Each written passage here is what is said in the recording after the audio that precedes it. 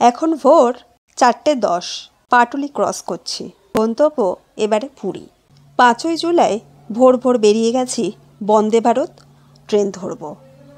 7 তারিখে পুরীতে রথ দেখব। এটা হঠাৎ করেই প্রায় 12 ঘন্টা আগেই ঠিক হয়েছে। তাই এবারে আমরা পুরীতে কেমন করে রথ দেখব আপনাদের কাছে তুলে ধরব, চেষ্টা করব। সাথে আমার ছোট বাচ্চা আছে, তাই সেভাবে হয়তো তুলে ধরতে পারবো না, যতটুকু পারবো তুলে ধরব।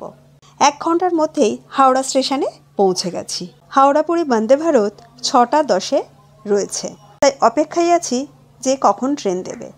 5:40 ট্রেন দিয়ে দিয়েছে।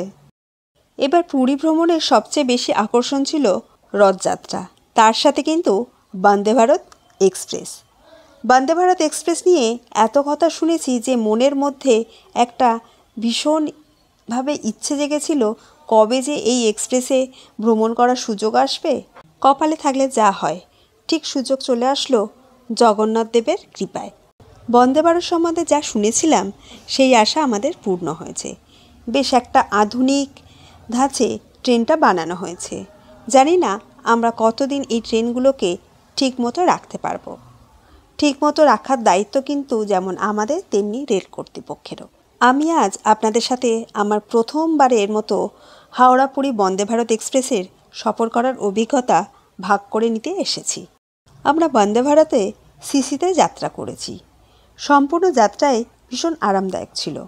প্রথম দিকে সার্ভিস, খাবারের মান নিয়ে কিছু সমস্যা দেখা দিলেও বর্তমানে কিন্তু সেসব সমস্যা কাটিয়ে উঠে বন্দে ভারত এক্সপ্রেস সিসি এবং ইসি উভয় ক্লাসের যাত্রীদের জন্যই দারুণ পরিষেবা দিচ্ছে।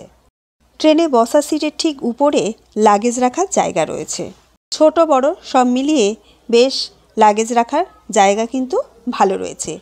আমাদের যেহেতু একটা বড় ট্রলি ছিল, সেজন্য উপরে রাখা যায়নি, আমরা বাইরে রেখেছিলাম। এই যে এই ট্রলিটা আমাদের, কিন্তু পরবর্তী সময়ে এটা বের করে নিতে হয়েছে, কারণ বন্দে ভারতের যে খাবার সার্ভ করা হয় সেই খাবারগুলো এখানে রেখেছিল। এটা ড্রিঙ্কিং ওয়াটার, এখান থেকে কিন্তু জল নেওয়া যায়। আর বন্দে ভারতের খাবার, যে সব খাবার দেওয়া হবে সব কিন্তু এখানে রেডি করা রয়েছে। আস্তে আস্তে করে এরা ট্রেনে তুলছে খাবারগুলো।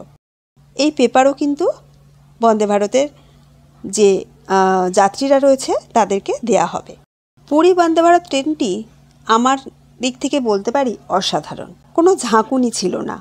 সিটের সামনে যেমন চেয়ার কারগুলিতে কিছু রাখার জায়গা থাকে, সেইটা স্ট্যান্ডটা রেখে ব্যাগ, বোতল টোতল রাখা যায়। আর সিটে একটু নিচের দিকে বোতল রাখার জায়গা রয়েছে। গুঞ্জার খুব ভালো লাগছে, চারিদিক দেখতে পাচ্ছে, ও খুব এনজয় করছে, আমরাও করছি। আর একদম তলাতে রয়েছে বোতল রাখার জায়গা।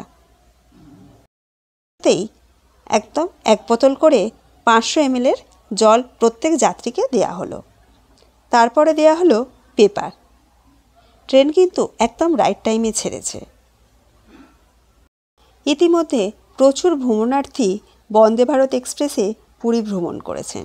যারা ভ্রমণ করেছেন তারা জানেন কোন স্টেশন থেকে উঠলে কি কি খাবার পরিবেশন করা হয়। তবে এ নিয়ে অনেক বিভ্রান্তিও দেখেছি।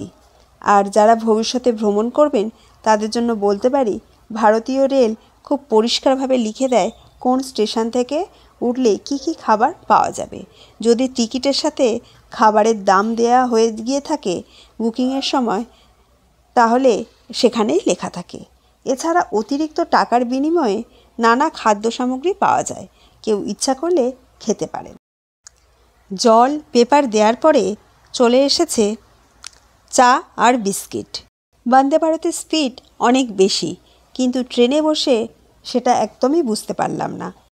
বন্দে ভারতের চেয়ারগুলো শক্ত হলেও তুলনায় বড় রয়েছে। বন্দে ভারতের ভাড়া অনেক বেশি, কিন্তু যেতে কম সময় লাগে এবং ট্রেনে খাবার, জল, পেপার সবই দেয়। বাথরুম তথা পুরো ট্রেন অত্যন্ত পরিষ্কার। হালকা পায়চারি করার জায়গাও রয়েছে। বন্দে ভারত কয়েকটা স্টেশনে দাঁড়ায়। প্রথমে হাওড়া থেকে ছাড়ে, তারপরে দাঁড়ায় খড়গপুর, তারপরে Baleshwar, Bhadrak, Jajpur Keonjhar road, Cuttack, Bhubaneswar, Khurda road junction, তারপরে পুরী।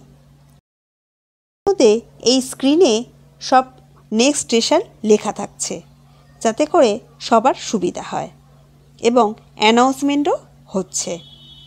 এটি অটোমেটিক। এখানে যে গ্রিন বাটন রয়েছে ওখানে অন করলেই দরজা খুলে যাচ্ছে। খড়গপুরটা লিঙ্ক করছে। সকালে চা দেওয়ার বেশ কিছুক্ষণ পর ব্রেকফাস্ট চলে এসেছে। আমরা যেহেতু বাড়িতে থেকে খাবার নিয়ে গেছিলাম, সেজন্য ব্রেকফাস্টে অ্যাকচুয়ালি কী রয়েছে সেটা বলতে পারছি না। এটা পাশের একজন খাবার দিয়েছে, সেখান থেকে একটুখানি ভিডিও করেছি। মাঝে কয়েকটা স্টেশন ঘুমিয়ে নিয়েছি। এখন এসেছি জাজপুর কেওনঝর রোড ছেড়ে কটকের দিকে ট্রেন ছুটে চলেছে। আর প্রাকৃতিক দৃশ্য জানালা দিয়ে দেখলেই মনটা ভালো হয়ে যাচ্ছে। চারিদিকে সবুজ সবুজ আর সবুজ, সবুজ পাহাড়, খুব সুন্দর দৃশ্য।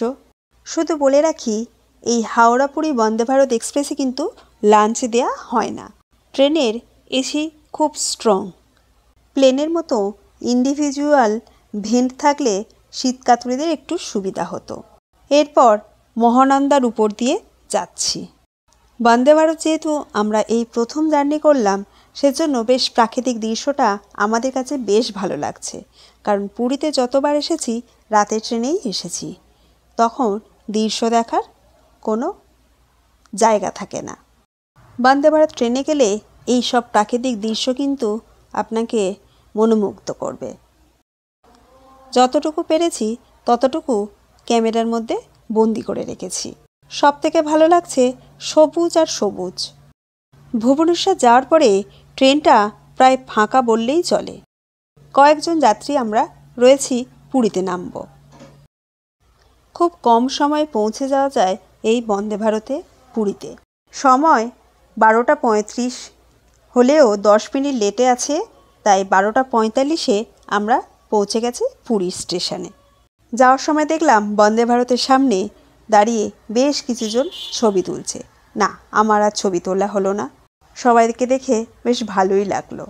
অনেক দিনের আশা পূর্ণ হয়েছে, তাই আজকের এখানেই এই ব্লগটা শেষ করলাম। নেক্সট ব্লগে আসছে পুরীতে আমরা রথযাত্রা কেমন কাটালাম। সবাই ভালো থাকবেন, সুস্থ থাকবেন। শুভ রথযাত্রা।